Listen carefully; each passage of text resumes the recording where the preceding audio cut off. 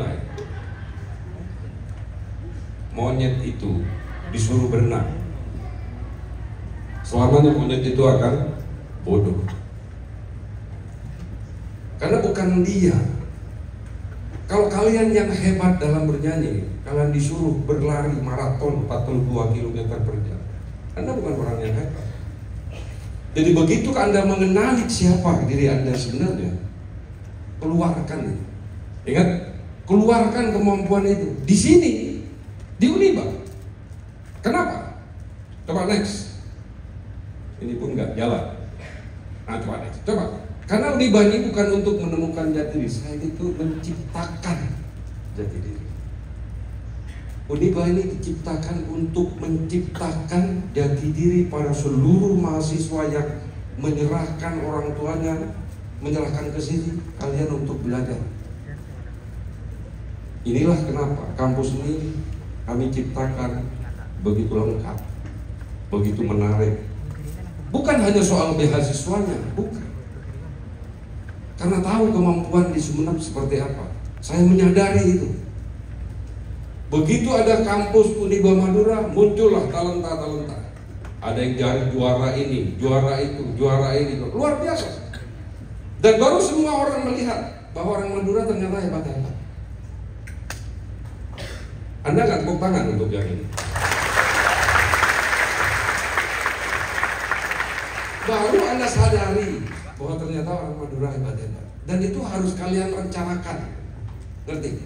Masa depan itu harus direncanakan. Masa depan nggak bisa Anda ramalkan. Datang Pak, saya nanti kira-kira bagaimana? Datang ke dukun, ke tukang ramal, nggak. Semua masa depan yang akan Anda lewati nanti bisa dibentuk dari sekarang.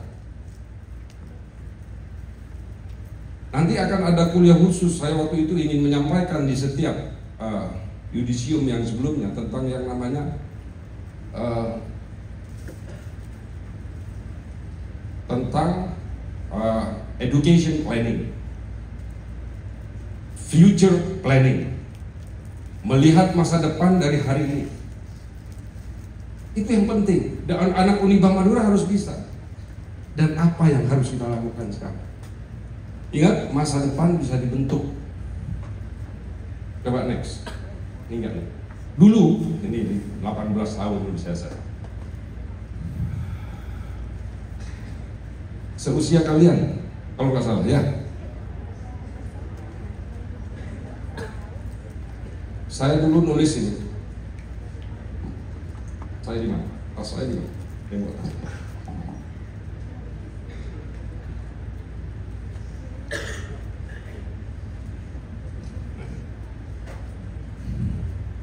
Dulu saya menulis di depan meja belajar saya.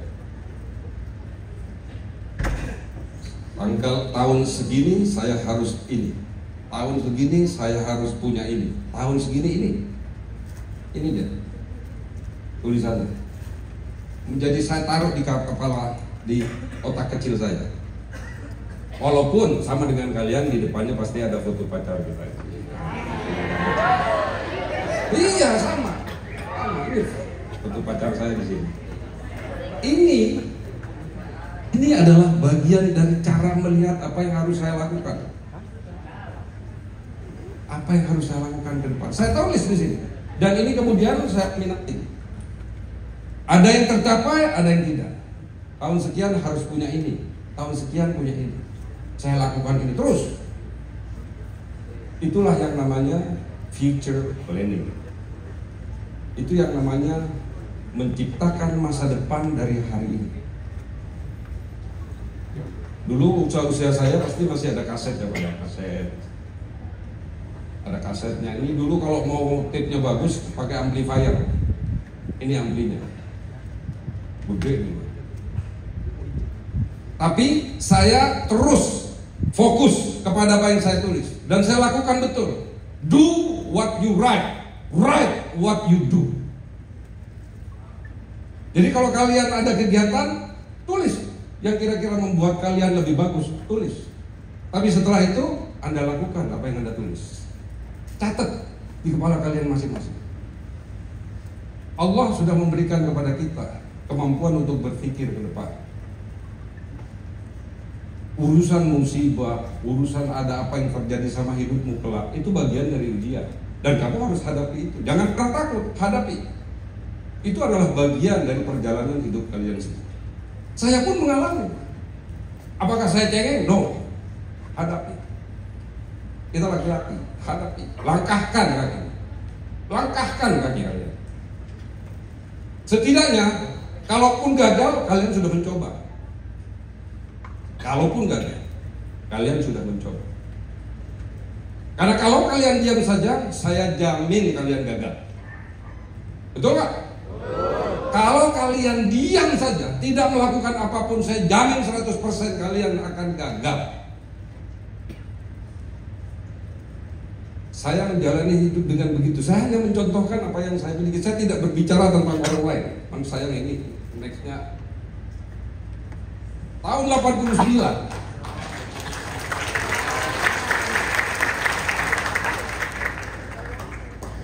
Dulu ganteng dulu. Tapi pacarnya satu. Pacarnya satu. Coba, gantengan sekarang katanya. Tapi dulu jelek. Saya target ini tahun 86, saya semester 2. 85 saya masuk, 8 semester 2. Ini saya targetkan, saya harus kerja. Saya harus berusaha, kemudian kalau gagal, atau saya bekerja dulu, itu di kepala saya. Di tulisan yang tadi itu, bekerja dulu, kemudian berusaha. Begitu lulus, dulu tidak ada email nggak ada. Begitu lulus, ada 100, saya dikasih Muhammad Nur dulu, Gubernur Jawa Timur, itu kan masih om ya. Pada saat anaknya kawin, saya bagian jaga mobil parkir. Saya bilang saya yang jagain mobil. Karena gubernur dulu saya bagian jagain mobil, nggak ada masalah. Kemudian dikasih 50.000, 20.000. 20.000 itu saya buat beli materai, 100 perusahaan saya lamar, saya sebar. 100 perusahaan, saya bilang ini the law of big number. Tahu kalian the law of big number? The law of big number itu disebar, pasti ada yang kena satu orang. Saya sebar 100 perusahaan, 8 dipanggil, ya. Nyantol sampai 3 diterima, akhirnya 1 saya pilih. Tapi kalau saya tidak melakukan apapun saat itu, saya pasti nggak akan dapat apa-apa. Saya bawa ke kantor pos 100 lamaran. Hari itu di hari yang sama. Sambil setelah itu saya berusaha jualan jeans. Dulu jeans itu di Bandung yang namanya apa? Amplas. Belanja di Amplas pakai VW ini. Ini ke Bandung, pernah banyak copot di puncak. Pernah. Ini pakai VW di Bandung. Isinya jeans. Saya targetkan dulu, saya harus melakukan ini. Coba next. Masa depan itu, lanjut. Masa depan itu dibentuk. Saya ingin sampaikan kepada kalian. Jangan pernah kalian merasa masa depan itu dihadirkan oleh Allah kepada kalian. Hei, ini masa depanmu begini. Bener saya pasrah, kok berbacaan pangeran, kok. Gak ada. Yang gak ada orang tua sekalipun atau siapapun namanya. Kemudian, nak, benar ini ya 100 juta, ya bengkok, ya motor, enggak ada. Nggak ada TV. Nggak ada TV. Para laki-laki ini, siapkan dirimu untuk menyuapi 3 mulut makanan sampai umur hidupnya selesai. Minimal istrimu, 2 anak. Kamu sebagai laki-laki harus mulai berpikir dari sekarang, apa yang akan saya berikan kepada anak dan istri saya nanti. Itu laki-laki. Bermacam deki waktu itu. Gak bisa. Gak bisa. Tidak ada di dunia itu. Gak ada yang memberikan kamu, kamu mau kawin, ini 100 juta. Gak ada. Tarik, nyarek. Itulah masa depan itu. Nah, pernah nggak kalian merencanakan masa depan kalian? Pernah? Benar? Benar? Benar? Siapa yang pernah merencanakan masa depan? Giliran diri nggak ngaco. Giliran itu benar pernah, benar. Siapa? Siapa yang ngaco? Kamu sini. Wih, keren. Tepuk tangan dulu.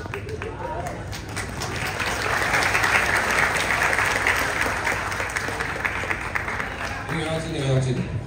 Sini. Apa yang kamu lakukan dan apa yang kamu rencanakan? Oke, baik, terima kasih. Rencana saya melihat dari potensi di desa saya, pendapatan singkong berbesar dan juga pertaniannya juga besar. Saya merencanakan saya di umur minimal 28 saya harus punya produk pabrik beras sendiri. Itu yang pertama. Mungkin hanya itu, Pak. Itu ya? Ya.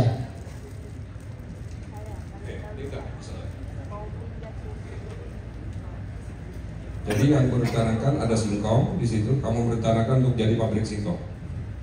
Pertama saya ingin memanfaatkan potensi pertanian di desa saya. Ya. Kamu dari fakultas apa? Ekonomi. Manajemen. Iya. Ya. Saya punya hutang ke kamu nanti 200.000.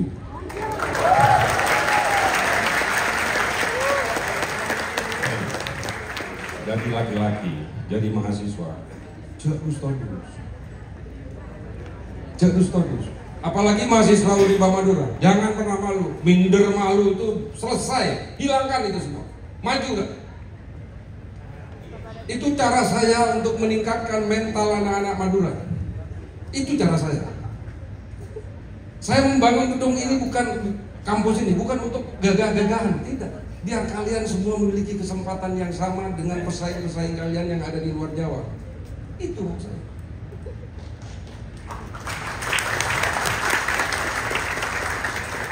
Jelas.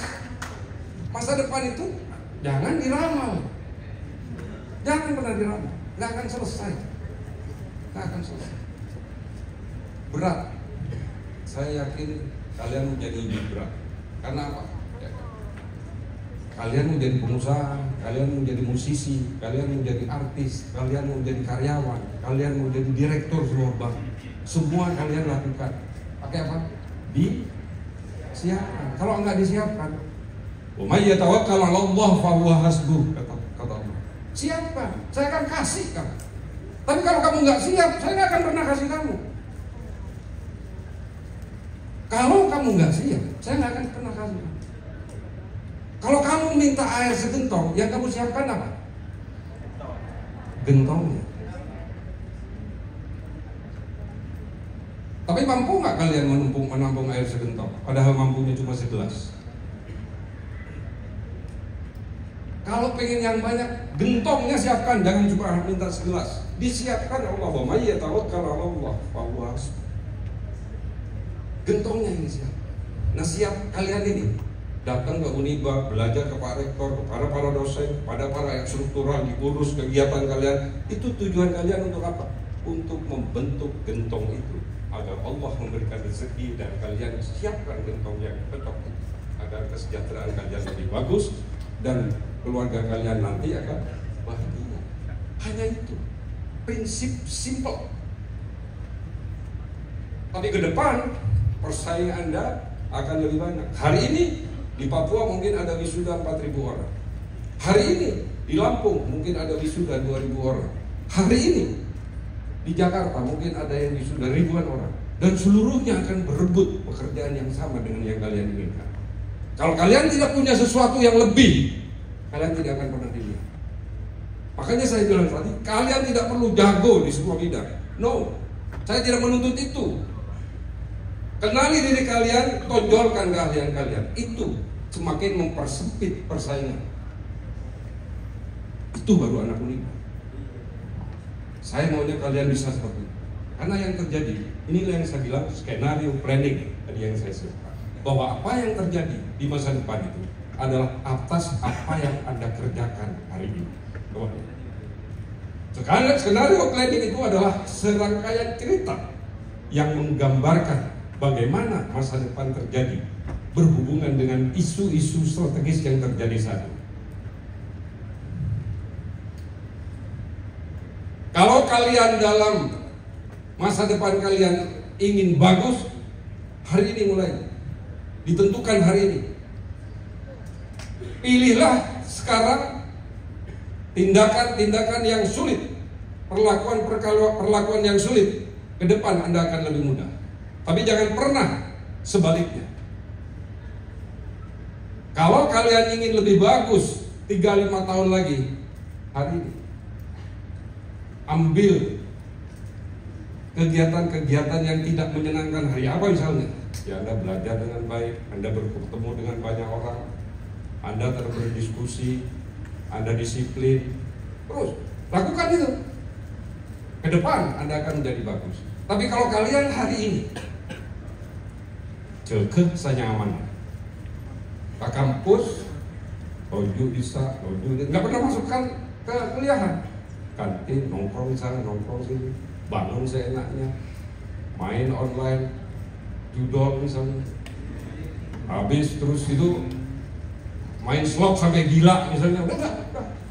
Sudah kelihatan bahwa itu yang akan terjadi besok.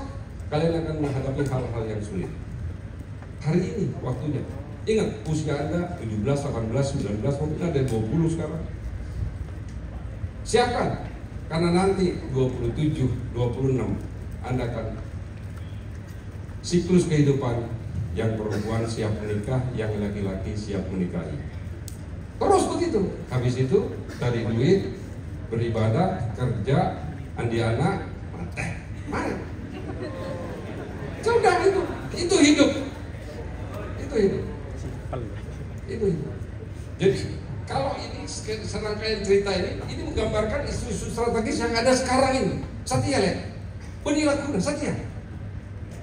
Kalau kamu hanya ke kampus duduk, ngobrol sana, ngobrol sini, nggak pernah masuk kuliah, tidak melakukan apapun, tidur saja mana TV, bangun saja mana TV, tidak pernah memperhatikan orang lain, saya jamin masa depanmu nggak akan ada. Nggak ada yang namanya skenario planning. Percuma saya berdirikan kuliah di depanmu hari ini. Percuma. Itulah kenapa Uniba saya hadirkan. Ngantor.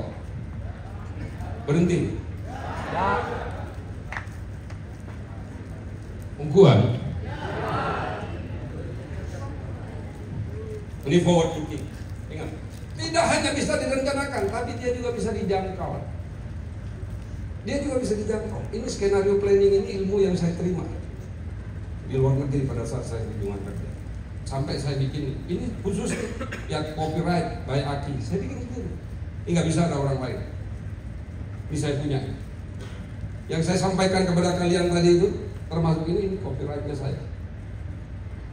Dia forward looking approach, pendekatan ke depan. Dimulai kapan? Hari ini. Ya, coba kalian lihat. Saya hanya ingin menyampaikan kejadian 5 tahun lalu, kejadian-kejadian penting apa yang Anda alami. Inilah forward looking approach. Apa itu? Ada hal-hal yang paling sering kalian lakukan 5 tahun terakhir. Apa yang paling sering kalian lakukan? Yang kalian pikirkan 5 tahun ini, selama 5 tahun terakhir. Sering kalian lakukan, sering kalian pikirkan. Apa? Pikirin sendiri mulai dari sekarang. Apa ya? Terus yang membuat kalian senang. Pikirkan itu. Kemudian baru kalian analisa segera. Kalian lakukan analisa. Buat trennya.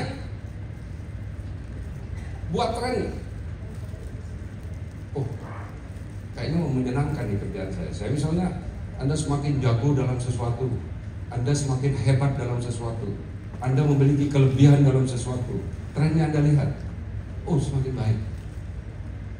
Lakukan ini, lakukan analisa. Kemudian Anda segera buat insting sekarang ini bicara. Saya sampaikan insting, perasaan. Semua manusia memiliki insting yang berbeda dan ketajaman yang berbeda. Gak usah manusia, monyet, apalagi anjing, babi, semua memiliki insting yang berbeda. Apalagi manusia, kalian memiliki itu. Kemudian baru kalian lakukan. Apa yang menggerakkan saya melakukan itu? Coba pikirkan sendiri ya. Kalian pikirkan. Kemudian kalian pasti tahu, oh saya itu ini. Ini mata kuliah 20 SKS Pak Rektor. Ini mata kuliah 20 SKS. Apa yang menggerakkan saya melakukan itu? Kalau kalian menyenangkan, melakukan sesuatu yang menyenangkan terus, kemudian membuat kalian senang, tidak melanggar undang-undang, tidak melakukan apapun terus, insting kalian, oh ya, saya bisa melakukan. Karena apa? Saya hanya ingin kalian tahu, kenal siapa kalian itu. Jangan sampai Anda lebih tahu Anda itu, yang lebih tahu Anda adalah orang lain. Orang lain bisa menilai kalian, dengan fitnah, dengan apapun dia bisa lakukan. Tapi yang tahu kalian adalah kalian sendiri. Itu hal yang tidak boleh kalian lewatkan dari hidup kalian semua. Karena apa? Saat ini bagaimana Pak saya ini? Bagaimana Pak saya dengan saat ini? Ini adalah skenario planning. Otak kecil dianalisa. Bagaimana saya? Sekarang kalian menghadapi hal-hal yang sangat berat. Lihat Sumenep ada di mana? Kalau Anda bicara, saya tadi menyampaikan kepada kalian, ini adalah self instruction dari kalian sendiri. Saat ini di luar apa yang terjadi? Lihat, Sumenep, Bangkalan, Sampang, Pamekasan. 12%, 20%, 20%. Ini 12% bukan lebih bagus dari 20% ya? Yang 20% lebih bagus dari yang, karena penurunannya. Kalau penurunannya lambat berarti bagus. Kalau cepat turunnya, ini artinya faktor eksternal tidak mendukung kalian. Begitu kalian lulus, faktor ekonomi negeri kita yang kita cinta ini tidak mendukung kalian, sehingga self knowledge terhadap yang kalian tadi saya sampaikan untuk mengenal diri sendiri itu adalah lebih diutamakan. Coba lihat video ini, coba style video ini. Mudah-mudahan bagus suaranya. Bisa ada yang sudah seharian ini cari worker, Anda tidak sendirian. Ada ratusan juta orang yang saat ini mengalami hal yang sama. Ini menciptakan pertanyaan, di mana peran negara? Bagaimana dengan swasta? Kita akan bahas dalam Sarjana Indonesia Susah Cari Kerja, RI Banjir Pengangguran. Kondisi pasar kerja di Indonesia saat ini cukup disorotan. Bayangkan saja berdasarkan laporan dari Pusat Statistik atau BPS Februari 2025, hanya 40,6% pekerja dengan total 145,77 juta angkatan kerja aktif di Indonesia. Mayoritas atau hampir 2/3 ini menggantungkan hidup pada ketidakpastian status kerja. Mereka adalah buruh lepas, pedagang kaki lima, pekerja keluarga, hingga supir ojek online tanpa kontrak tetap. Situasi ini tentu bukan hanya terjadi di negara kita. Secara global, angka ini bisa dibilang fantastis. Saat ini ada sekitar 2 miliar orang di seluruh dunia yang bekerja di sektor informal. Jumlah ini setara dengan hampir 2/3 dari seluruh pekerja yang ada di planet bumi ini. Mereka yang bekerja di sektor informal umumnya tidak punya kehidupan. Tidak ada perlindungan asuransi kesehatan, apalagi tunjangan ketua. Ibaratnya mereka hidup hari demi hari mengadakan pendapatan yang kadang ada, kadang tidak. Tentu saja kondisi ini membuat mereka sangat rentan dan sulit untuk merencanakan masa depan. Lalu kenapa bisa begitu? Salah satu alasan terbesarnya adalah sulitnya mencari pekerjaan formal. Fenomena ini tidak hanya di Indonesia tapi juga di dunia. Di kawasan Afrika misalnya, pertumbuhan yang bahkan mencapai 29,3%. Sementara di negara-negara Arab mencapai 36,1%. Lapangan kerja yang tersedia itu terbatas dan persaingan ketatnya minta ampun, dan juga yang belum punya keahlian yang sesuai dengan kebutuhan perusahaan di zaman sekarang. Ini mengindikasikan bahwa pertumbuhan ekonomi tidak otomatis menciptakan pekerjaan layak. Banyak dari pertumbuhan terjadi justru bergerak di sektor yang upahnya rendah, tanpa jaminan sosial dan tanpa masa depan yang pasti. Sektor pertanian, perdagangan, dan industri pengolahan ini masih menjadi penyerap tenaga kerja terbesar. Dan ini adalah 3 sektor yang paling banyak diisi oleh pekerja informal dan lulusan SD ke bawah. Dampak dari semua ini jelas ini membuat angka kemiskinan dan kesenjangan sosial semakin lebar. Coba bayangkan, kalau pendapatan tidak pasti, bagaimana bisa sejahtera? Bagaimana pendapatan per kapita kita bisa naik? Padahal Indonesia juga punya mimpi untuk bisa menjadi negara maju, yang artinya harus ada peningkatan pendapatan per kapita yang cukup signifikan. Kita akan bahas di slide berikut ini. Sebelum ke sana, kita akan melihat lebih dalam kondisi pasar kerja di Indonesia.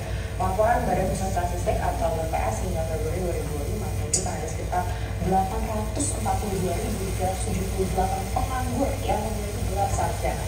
Angka ini naik dari 787.973 di tahun sebelumnya. Jadi, bukan hanya lulusan SMA yang kesulitan, para sarjana pun semakin tertekan. Untuk lulusan SMA sendiri, mereka menyumbang angka tertinggi sekitar 2,29 juta penganggur. Disusul lulusan SMK dan diploma yang menunjukkan bahwa mencari kerja memang semakin sulit, apalagi bagi mereka yang baru lulus dan belum memiliki pengalaman. Ini kondisi 2025. Kenapa? Saya fokus bicara tentang Madura. Saya menilai karakter Madura itu unik. Unik karakter Madura. Pokoknya jadi ketua. Pokoknya ketua Pak. Jadi membuat organisasi tak senang agak banyak organisasi ada. Pokoknya jadi ketua. Tanda kalah. Ini karakter.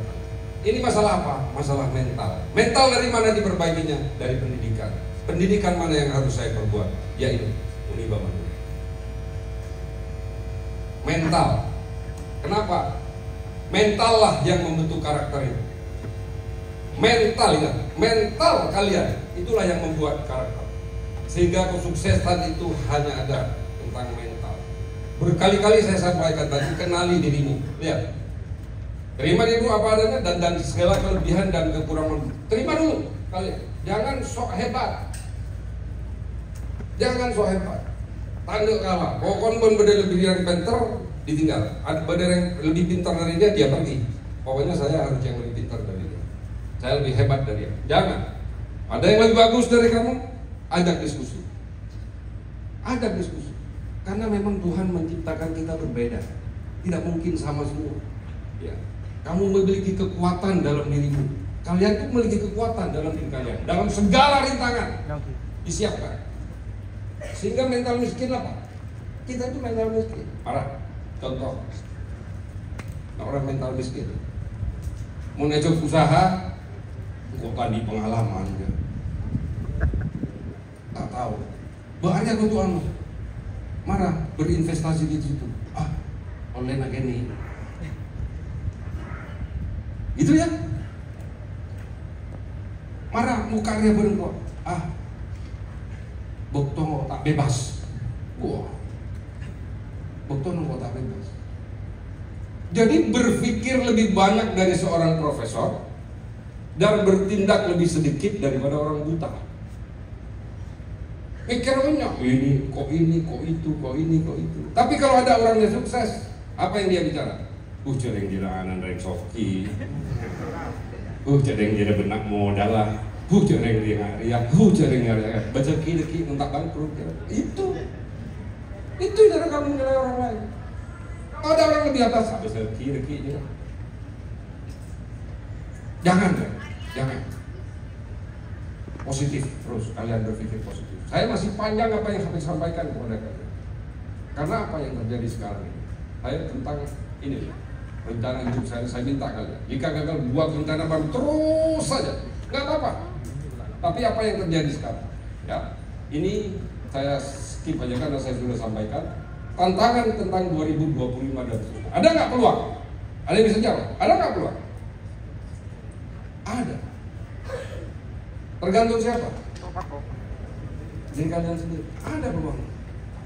Anda mau buka usaha tadi singkong mana? Siapa namanya kamu? Siapa? Ricky.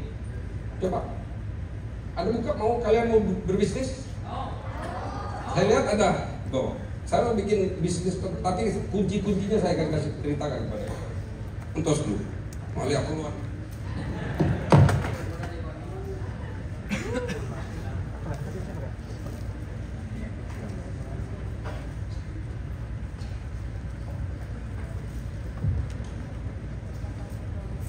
Bukan bisnis, saya akan ceritakan kepada kalian kunci-kunci. Ini pengalaman dan ilmu saya di microfinance George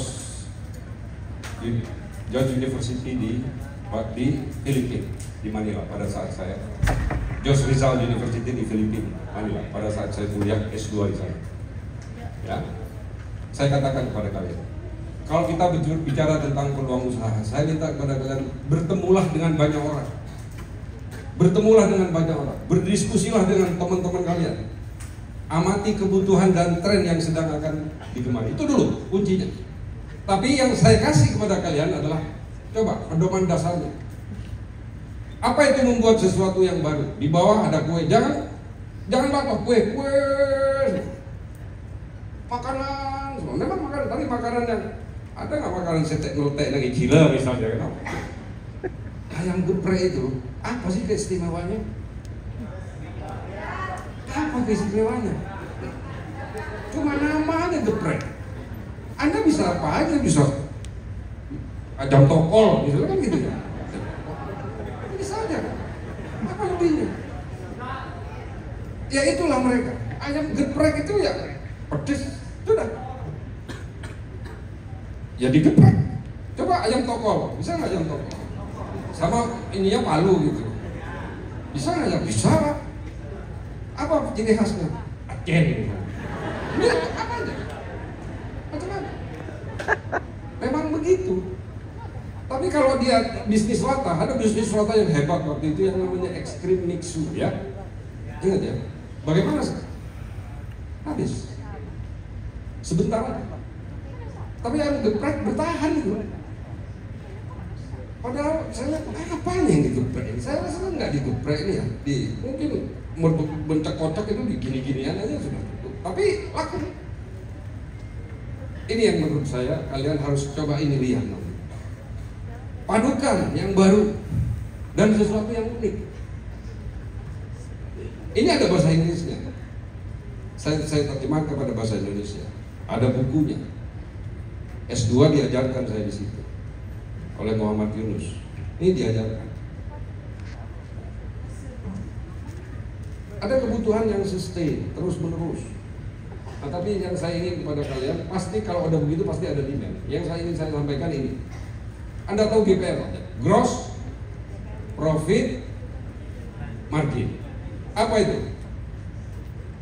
Nanti saya jelaskan ya. Perlu dijelaskan nggak? Perlu dijelaskan nggak? Jangan main handphone. Mau main handphone kok ambuh. Mau main handphone kok ambuh. Bubar kalian. Saya nggak dibayar di sini ya. Ini demi kalian semua ini. Saya ngajar ini di UNER. Saya sampaikan ini di Unpad. Dan spesial untuk Uniba saya sampai detail menyampaikan. Kalau tadi cuma gambar-gambarnya saja. Kalau kamu berbicara gross profit margin, kalau kamu mau berbisnis ini, mau berbisnis di industri fabrikasi, di industri fabrikasi itu dari barang yang ada, kan gitu, itu fabrikasi, membuat sesuatu yang tidak ada menjadi ada. Kalau industri retailer ada apa ya? Nah, cuma mindahkan barang kamu. Nah, jualan Indomie jadi retailernya Indomie. Begitu terus. Begitu juga rumah makan, jasa konstruksi, developer, konsultan. Ini rumusnya. Gross profit margin ya segini. Kalau ada B dari segini, berarti itu nanti ada keseimbangan tertentu yang akan kembali ke sini. Biaya promosinya ini, tapi kalau pengacara dan calo nggak ada promosinya. Ya. Ada loh pengacara dan calo profesinya. Tapi calo jangan ketemu makelar. Kalau calo ketemu makelar, seeka caca apa? Komisi seeka caca. Baru kita buat. Atau karang yang kursus enggak putus 10%, tak itu persen. Tapi tak jual. Percuma. Itulah kalau calo ketemu makelar. Calo itu harus ketemu penjual. Harus ketemu penjual. Inilah posisinya. Kunci keberhasilannya ini nih, sales, repeat order. Jadi kalau Anda berbicara industri, harus ada sales. Tutup sales. Apa bedanya sales dengan marketing? marketing menawarkan sales. Kalau marketing Anda promosikan sebelum menutup transaksi. Tapi begitu sales dia closing dan beli. Tapi orang mau jadi sales agak sendal. Tak bisa kalau Pak mau jadi sales. Tak bisa. Coba begitu nyoba sekali Anda dapat komisi, Anda tuh dapat bonus tuh pasti ketagihan. Semua orang pada dasarnya tidak ingin jadi tenaga penjual pada dasarnya. Karena dia orang tidak mau ambil resiko, tidak mau ditarget, tidak mau di apa. Itu rasa. Tapi begitu kita menikmati seorang sales, Anda adalah orang yang paling hebat. Dan Anda orang paling cepat. Saya ini marketing 3 tahun, 2 tahun sudah sampai di RUT, umur 34 tahun di RUT. Tapi dari mana? Dari marketing, bukan dari seorang produksi. Tiap 2 tahun naik kepala cabang, kepala divisi, wakil direktur utama. Baru selesai, baru masuk ke politik. Begitu saya selesai di RUT, baru masuk saya ke politik. Jadi jangan Anda merasa bahwa sales tak bisa, apa surat golden modus anak, biasa aja itu, sama saja. Karena apa? Inilah rasio. Nah, kalian harus kenal ini. Saya minta kepada kalian harus kenal ini. Kenal rasio-rasio yang ada di sebuah perusahaan, di buku di perusahaan. Suatu saat Anda punya perusahaan, sekarang tidak memikirkan rasio, tapi nanti rasio itu pasti akan Anda hadapi. Pasti. Ini rasio. Coba kamu pindahin ke atas sini. Pindahin ke atas. Oh, dekan yang pindahin. Oke. Ya, kuat dekan kita. Kuat. Itulah gross profit margin. Pak, apa itu gross profit margin? Hey, Anda pengusaha, Anda berbicara tentang apa tadi? Partnership. Ini Anda harus tahu. Apa itu margin? Apa itu debt to equity ratio? Apa itu net profit margin? Apa itu return on investment? Apa itu return on asset? Apa itu EBITDA? Apa itu leverage? Nanti Anda akan berhadapan dengan ini. Suka tidak suka, tapi pun ajuan saya kuring. 10.000 jual 15.000, yang nggak usah bikin ini dulu kan. Ya. Ajuan bidang kuring, misalnya nggak usah. Tapi ini harus kalian punya. Mau saya jelaskan atau kita selesai? Masih ada waktu mereka?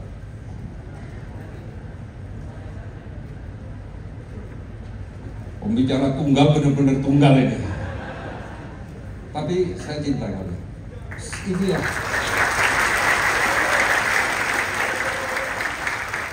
Inilah bagian dari cara saya mendirikan Uniba, karena saya ingin orang-orang anak-anak Madura itu maju. Saya ingin itu. Kenapa saya membuat Madura United? Kenapa saya membuat Uniba? Kenapa sampai membuat Utara Pocur? Rata-rata, dan itu saya maunya di Madura. Saya bisa saja punya tambang di luar Madura, bisa, sangat bisa, tapi saya nggak lakukan itu. Saya ingin kembali membangun apa yang telah saya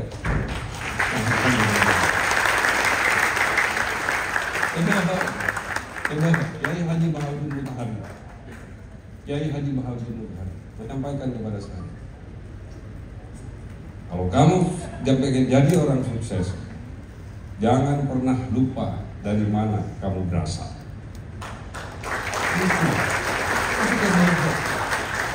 Itu yang membuat saya nggak mungkin saya keluar dari Madura, nggak mungkin. Saya mungkin perantau atau orang pejabat yang paling sering pulang ke Madura itu saya. Betul. Pak Jom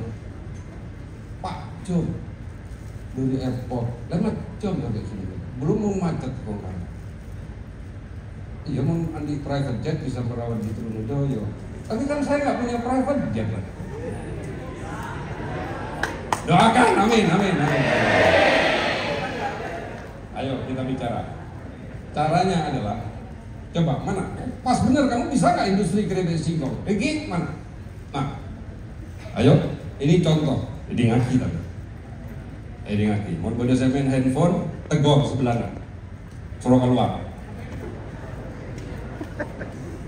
Coba kalau industri singkong, kita beli apa dulu? Modalnya misalnya, oke, modalnya 3 juta ya Pak. Saya cuma modal sendiri 1 juta, 2 juta pinjem lah. Dari kancah, pinjam 2 juta. Beli kompor, wajan, iya kan? Hargi, minyak, macam-macam. Modal kerja itu minyak. Tapi kalau investasi, yang investasi itu bedanya dengan modal kerja. Kalau investasi itu barangnya bisa dipakai lagi. Kalau modal kerja langsung dibiayakan hari itu. Paham? Tapi kunci dalam sebuah industri singkong apa? Setiap 100 kg singkong menghasilkan 90 kg keripik. Tak ada. Jangan 100 kg menghasilkan 100 keripik. Harus kira-kira rasionya 90%. Kalau kamu nanti bangun real estate, kalau kamu punya 1 hektar mau dibangun, kamu harus pikir yang bisa dijual itu 60%, berarti cuma 6.000 meter yang bisa menghasilkan uang. 4.000 meter itu untuk jalan, fasum, fasos. Itu kuncinya. Jadi kalau keripik singkong 100 kilo kamu beli, dia menghasilkan 90. Beli apa? Beli sabro 200 seket. Kan gitu ya. Beli apa boleh? Ya. Apa boleh? Apa boleh? Cabe. Gas LPG. Nah, total berapa boleh? Nah, upah stafmu berapa boleh? Total 1 juta. Berarti ingin mengetahui HVP gimana? Harga pokok produksi gimana caranya? Dihitung. Berarti 1.100.000 dibagi 90 namanya HPP, itulah biaya produksi. Jelek. Bubar, embu, cukup? Lanjut. Ini mahal SKS-nya Pak Rektor. Mahal. Coba hitung lagi HPP-nya. Singkong gorengnya tadi berapa? Tadi kan 12.000, ya kan? Nah, 12.000. Kemasan berapa? 1.000. Stiker, promosinya, biaya katakan cawa, anu ya. Keuntungan 3 bulan sangat 11.000 itu namanya harga pokok produksi. Bagaimana menghitung yang harga jualnya? Setelah beda rumus kalian tahu semua ya. Harga jualnya bagaimana? Ya sudah, 19.000 kamu yang mau margin berapa kan? 30% cukup. Tadi rumus margin. Ini kan industri berarti 30. Kamu kan 30%. Berarti kamu harus jual 25.600. Sebelumnya kamu jual 25.000 per sekilo.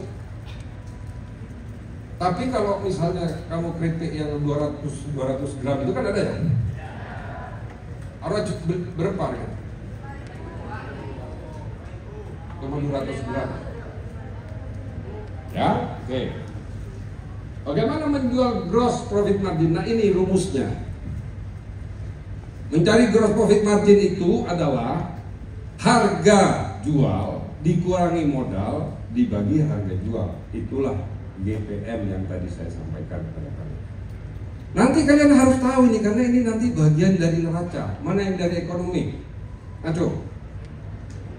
Akuntansi, manajemen, ekonomi mana? Aduh, banyak nggak? Sedikit. Oh banyak.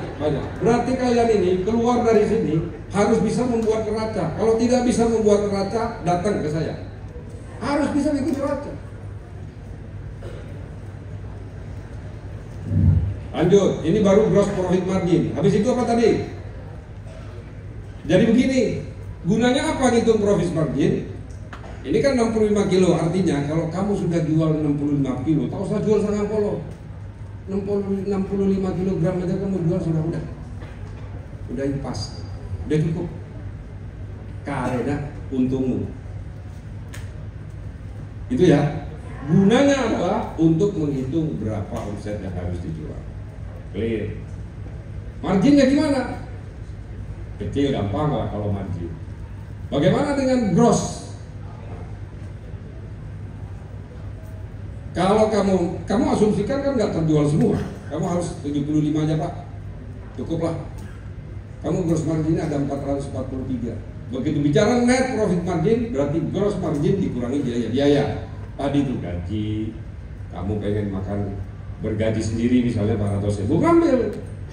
Jangan dibiasakan kamu terlalu banyak sacrifice untuk dirimu. Sayangi dirimu. Jangan sampai kamu berkorbankan dirimu, kamu nggak mobil apa-apa, jualannya laku, tapi kamu kurus kering. Nggak apa-apa gaya. Pengusaha kecil gaya. Pengusaha tapi gaya.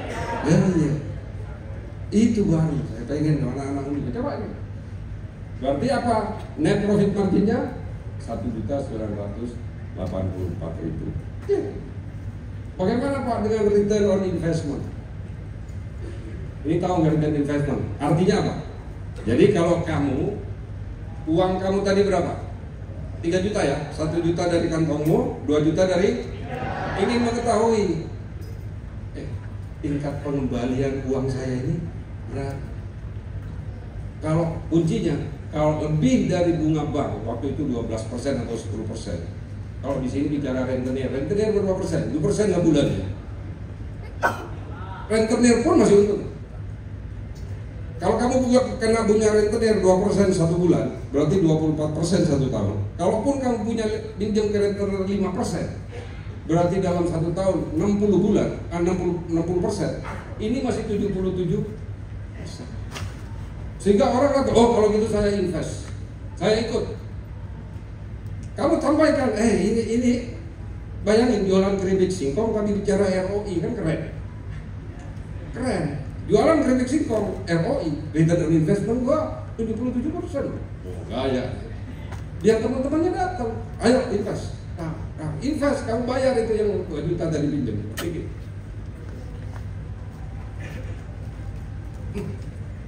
Oke, lanjut ya. Pokoknya apa? Asetnya udah berapa tadi? Kamu beli kompor apa wajah dikumpulin katakanlah jadi 4 juta. Sudah jadi 49% ya. Aman ini bisnis. Mana Ricky? Aman kamu kalau mau bisnis singkong, tapi yang benar. Asal lakunya berapa bulan? Salitat lema. Ya, salitat lema. 1 tahun ya kira. Salitat lema apa udah jualan 1 tahun. Itu bedanya kalau belum kali 12 itu saja. Nah ini sering. Kamu harus, ini jarang diketahui orang. Namanya EBITDA, earning before tax and accumulation. Pendapatan sebelum kamu bayar pajak kepada negara, bayar penyusutan, bayar depresiasi, itu. Ini kamu harus belajar, anak ekonomi harus ngerti. Karena nanti begitu wawancara, biasanya ini yang ditanya. EBITDA ini yang ditanya. Perusahaan-perusahaan manufaktur pasti nanya ini nih, karena ini adalah kemampuan perusahaan dalam menghasilkan laba sebelum membayar kewajibannya kepada pemerintah dan sebelum dikurangi biaya-biaya amortisasi dan depresiasi. Sebelum itu, makanya ditanya, kamu bisa nggak hitung EBITDA? Bisa Pak. Top itu pasti. Anak Uniba pasti hitung EBITDA. Ini caranya. Baru kamu hitung juga tentang leverage. Leverage itu artinya kemampuan kamu dalam berhutang. Kalau kamu leverage-nya 0, berarti kamu nggak layak untuk saya pinjemin. Kan gitu. Kamu misalnya tak jelas orangnya, leverage-nya 0, nggak layak dia pinjam sama saya. Kenapa? Nggak jelas. Nah, itu leverage itu kemampuan dalam mengembalikan pinjaman. Sehingga kalau orang semakin tinggi leverage-nya, semakin bagus leverage-nya, semakin kecil leverage-nya, dia semakin banyak orang datang untuk menginvest. Oke? Bisa dipahami ini? Anda siap nggak jadi pengusaha? Siap. Jangan pantang pokoknya pantang menyerah. Jangan menyerah. Pantang menyerah. Biasa itu, jatuh bangun lagi. Jatuh bangun apa? Nggak apa-apa, itu biasa. Dan jangan pernah memiliki, memang orang jualan itu punya ya niat malunya rasa malunya harus dikurangi memang. Tak apa. Tapi yang penting kalian tidak berbuat hal-hal negatif, positif terus. Itulah yang saya minta kepada kalian. Ini leverage. Ada lagi nggak? Perlu nggak dihitungin? Siapa yang jualan bakso? Di bawah. Ini gampang kalau ini. Coba lihat ya. Punya uang 10 juta kamu. Punya nggak 10 juta kira-kira? Nggak punya Pak. Minjem semua deh. Udah, minjem semua kita. Ya, pokoknya minjem Pak ini 10 juta. Oke, kita minjem. Kuncinya kan ini. Kalau dia pakai expense approach, ada sewa tempat, ada belanja bahan baku, ada gaji, dan total omsetnya ada 13.750 itu omset. Itu nyari GPM dulu cari. Tadi kan saya udah jelaskan. GPM dicari, gross profit margin, cari dulu. Kalau sudah ketemu ini kamu sudah ketemu ini semua ini, ketemu ini, tinggal kamu lihat berapa harus mangkok per hari. Bisa nggak 49 mangkok per hari? Bisa. Dengan biaya 10 juta kan menjualan 49 mangkok per hari. Bisa.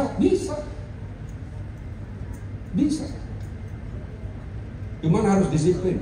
Dan di dalam ilmu microfinance itu orang harus disiplin. Begitu tidak disiplin, God.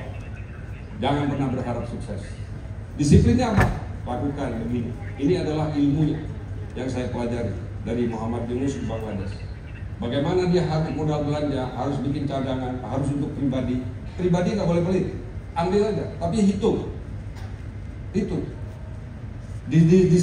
Distribusi penerimaan kamu hitung. Jadi ya, untuk mahasiswa Uniba, mestinya kalian sudah tidak pernah berpikir lagi tentang apa yang namanya profit margin, yang namanya gross margin, yang namanya leverage, yang namanya EBITDA, yang namanya NPL, net profit margin. Kalian mestinya sudah harus paham. Dan saya yakin apa yang saya sampaikan dengan angka, kalian pasti akan tahu. Menikmati langsung usaha apa yang kira-kira akan Anda jalankan. Dan bagaimana cara menghitungnya, dan bagaimana mendisiplinkan diri Anda agar Anda suatu saat menjadi pengusaha yang sukses. Semuanya dari nol. Start from zero. Oke, gak apa-apa. Mulai aja. Dan anak-anak Uniba di Madura itu harus seperti itu. Ada jiwa entrepreneur yang luar biasa yang muncul di dalam otaknya, sehingga suatu saat ada kewajiban dia untuk berbagi sama orang lain, membahagiakan anak istrinya, membahagiakan orang tuanya. Itu yang menjadi cita-cita saya nanti. Hingga setiap lulusan Uniba memiliki kemampuan yang lebih dibanding universitas lain. Amin. Ya Rabbal Alamin. Adik-adik semua, apa yang saya lakukan, saya terapkan ini di dalam apa yang saya lakukan di Jakarta. Sebuah koperasi yang saya bangun dengan susah payah di Jakarta, saya lakukan itu dengan cara saya. Hampir 26 tahun saya merintis koperasi, dari 21 orang sampai sekarang menjadi 12.000 orang, dan itu real ada, bukan hal yang fiktif. Semua hidup, semua UMKM yang saya bina langsung tiap Sabtu. Saya meluangkan waktu untuk melakukan itu. Itulah yang saya lakukan.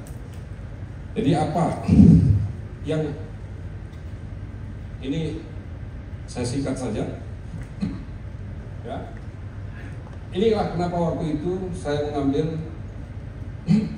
untuk disertasi profesor di UNER. Tentang ini sebenarnya. Ini yang saya ingin sampaikan kepada kalian adalah ini, sedikit yang namanya kutabung yang saya lakukan. Bagaimana orang-orang tim saya itu, ayo kalian datangi usaha-usaha kecil, ajarkan dia untuk berbisnis, bikin tangguh, semua datang ya, dijemput, siapkan. Hari Sabtu saya datang ke kantor di depan rumah saya lakukan itu karena beranggapan bahwa sebuah lembaga keuangan mikro yang kuat, dia akan menghasilkan perputaran ekonomi yang sehat di situ. Jadi kalau di Lenteng, di Hulu, di Tangkotang, dimanapun ada sebuah lembaga keuangan yang sehat dan Anda menyiapkan suatu bisnis yang sehat di sana, semua kesejahteraan masyarakat itu akan terbawa untuk tetap sehat. Itu rumus sudah, gak mungkin bisa disangkal oleh siapapun. Inilah yang terjadi. Dan gerakan namanya kutabung, saya jelaskan. Kerja, untung, tabung. Jadi biasakan menabung. Anda kerja, Anda untung, Anda tabung.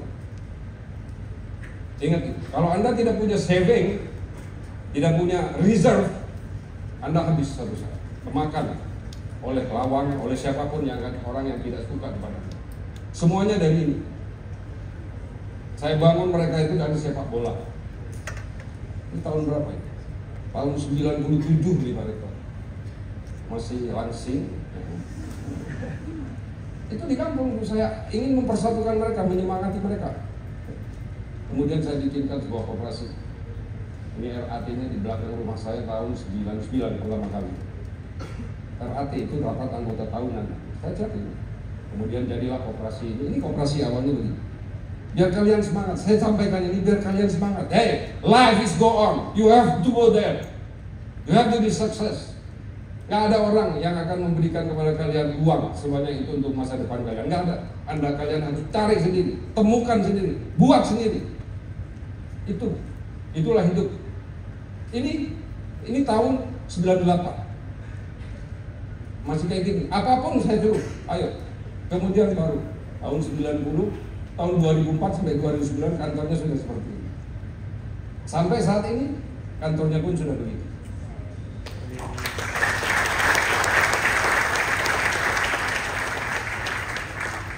Biar kalian tahu, ini rumah saya di sini.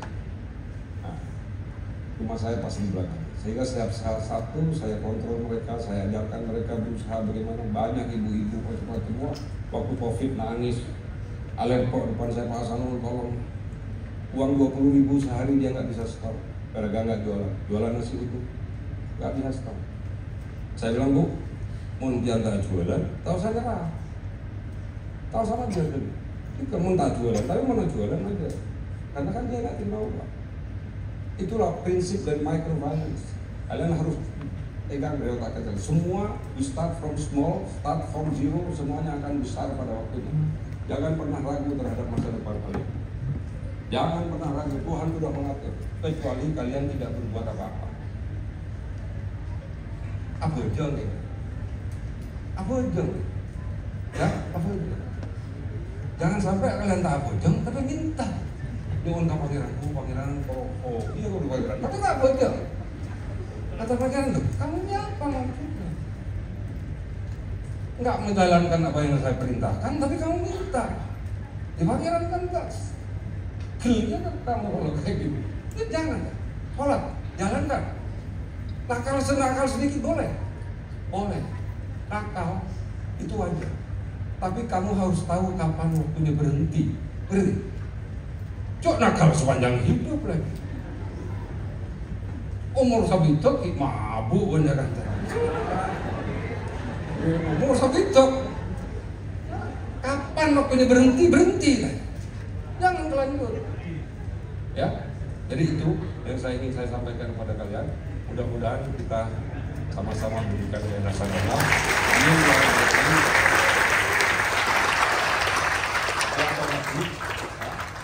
Ada satu video yang terakhir, ya, video yang ingin saya sampaikan kepada kalian. Coba di style, kita lihat bareng-bareng.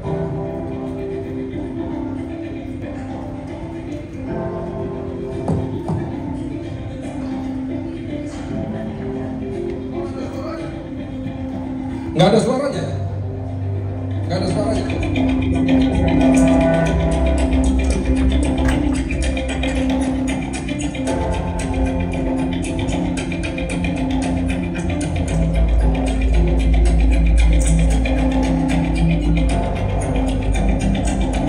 Stop. Kok suaranya nggak ada? Musik aja, nggak ada suaranya.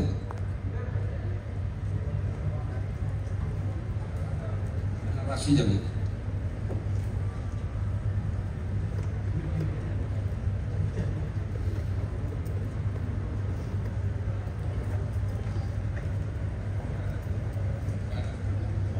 Ya sudah kalau gitu nggak usah.